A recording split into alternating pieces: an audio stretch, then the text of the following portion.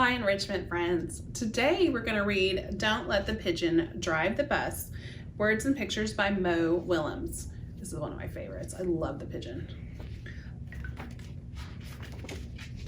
Don't let the pigeon drive the bus. Oh, look, he's dreaming of wanting to drive that bus. Hi, I'm the bus driver. Listen, I've got to leave for a little while, so you can watch things for me until I get back, right? Yeah, we can. Thanks, and oh, remember, don't let the pigeon drive the bus. I thought he'd never leave. Hey, can I drive the bus? No. Please. No. I'll be careful. I'll tell you what, I'll just steer. My cousin Herb drives a bus almost every day. True story. Vroom,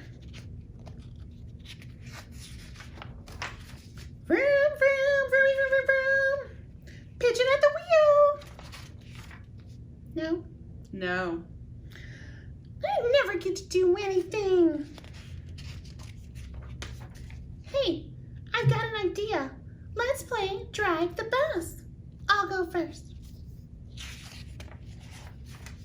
No, Pigeon. Come on, just once around the block. I'll be your best friend. How about I give you $5? No fair. I bet your mom would let me. What's the big idea? It's just a bus. I have dreams, you know. Fine. Let me drive the bus. He was angry.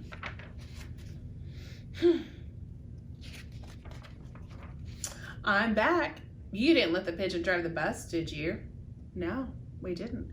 Great, thanks a lot. Uh-oh. Bye. Aww. Hey. Uh-oh. And now our pigeon friend is dreaming of driving a big truck. And that is all of our pigeon wanting to drive the bus. But we don't let the pigeon drive the bus.